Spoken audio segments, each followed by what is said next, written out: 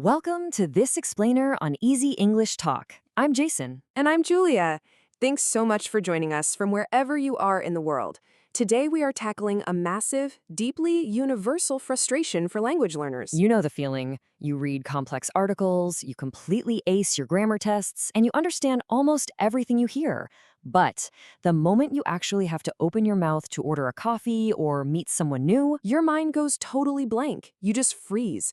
We call this the fluency gap.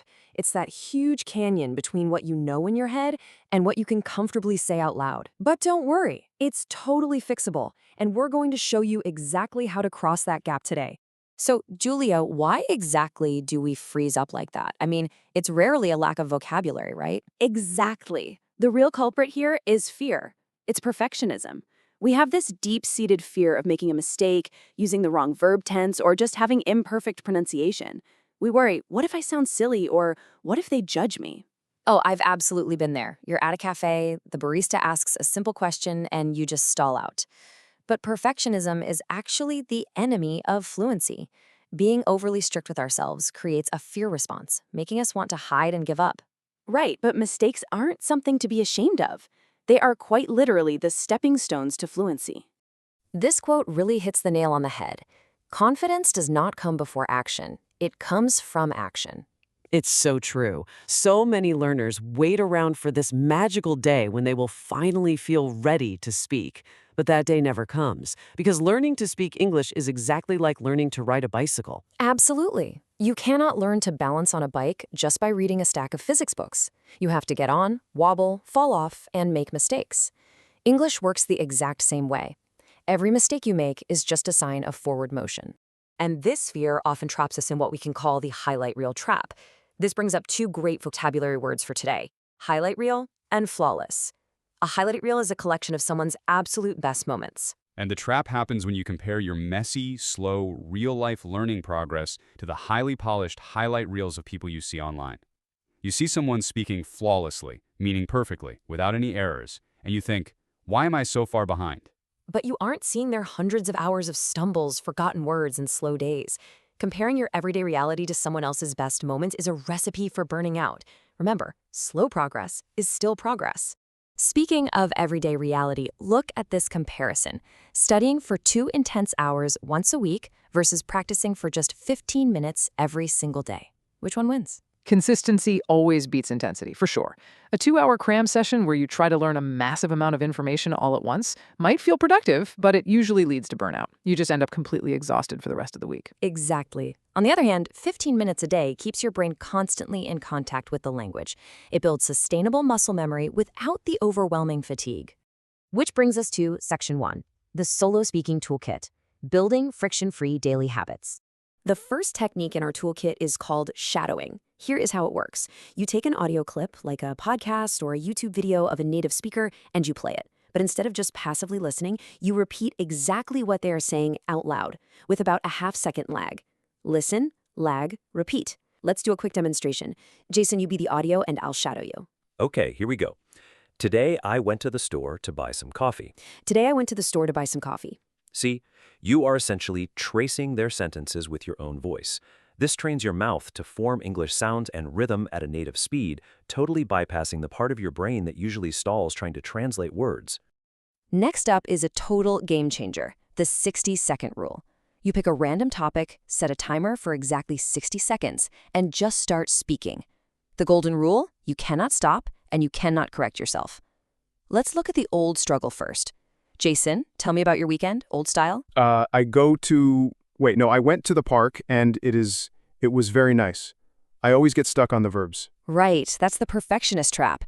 Now try the 60-second rule. Just push forward. Okay. I go to the park yesterday. The weather is beautiful. I see a dog. It run fast. I eat a sandwich. Yes, perfect. I mean, you used the wrong verb tenses, but you didn't stop. Real-life conversations punish hesitation way more than a minor grammar slip. You have to train for flow, not perfection. Another fantastic habit is self-narration. This literally turns your dead time into practice time. Simply talk to yourself out loud during your routine daily activities. Like if you are cooking, just say out loud, I am taking the onions, I am chopping them, I will fry them in oil.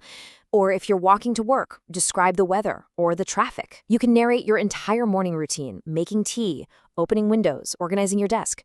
It sounds simple, but this effortlessly adds 20 to 30 minutes of speaking practice to your day without requiring you to carve out any extra time in your schedule. You can also use a structured list of basic questions for Q&A practice. Look at these examples. What time do you get up? Can you cook? Or what did you do last night? You can use a list like this to practice spontaneous answers. Even better, open an AI tool on your phone and prompt it, ask me these questions one by one, give me a sentence starter, and let me answer out loud. That is so smart. It forces you to think on your feet and build sentence construction reflexes, giving you a dynamic Q&A session without even needing a human partner. Our final solo tool is the subtitle strategy. When you watch an English show, don't just passively consume it. Watch a scene once with the English subtitles turned on. Then rewind and watch that exact same scene with the subtitles turned off. Finally, pause the video and summarize out loud what just happened. This moves you from passive listening to active production. It forces you to retrieve, which is our final vocabulary word today, meaning to recall or bring something back from memory, the vocabulary you just heard, and structure it into your own original sentences. Okay, let's move on to section 2, the 2-week action plan, moving from input to output. In week 1, your goal is simply to expose your ears to the rhythm of the language and get your mouth moving. You'll focus on listening daily, shadowing audio, and maybe doing some light self-narration. Week 2 shifts the focus to active output. This is where you push yourself to actually generate language. You start utilizing the 60-second rule, telling short stories about your day out loud, and maybe even recording your own voice on your phone to track your progress. But we do need to be totally honest with you here about the limits of solo practice. While these solo tools are incredible for building a foundation, they have a hard limit. Yeah, eventually, usually around the intermediate stage, you will hit a plateau. Why? Because talking to yourself in your bedroom lacks the conversational stress, the unpredictable follow-up questions, and the real-time correction of talking to a live human being. You can't fix a mistake if you don't even realize you're making it. So the crucial point is bridging that gap. Keep doing your 15 minutes of solo daily warm-ups, but combine it with live, one-on-one sessions with a real person a few times a week. This is what finally builds that under-pressure fluency. Let's do a quick friend-to-friend roleplay to show what we mean. Say we just met. Hey, I'm Julia. What do you do for fun? Oh, hi. I love hiking and playing the guitar. How about you? I'm huge into reading. See, that little bit of live, spontaneous back and forth is what finally cures the freeze response when you're talking to a stranger. Which brings us to our final thought. The perfect time to start speaking will literally never arrive. Confidence is built through messy, imperfect action. So here is your quick speaking challenge for today. I'm going to ask you 3 short questions. Answer them out loud right now, wherever you are. Ready? 1. What is your favorite food? 2. What did you do this morning? 3. Why are you learning English? Great questions. Don't worry about being perfect, guys. Just open your mouth and speak. The path to fluency isn't about never making mistakes. It's about making them louder and prouder every single day. Exactly. Please comment one example sentence below using the 60-second rule or one of the new vocabulary words we learned today. And if this explainer helped you, don't forget to like, subscribe, and join us next time on Easy English Talk. Thanks for tuning in, everyone. Now go start talking.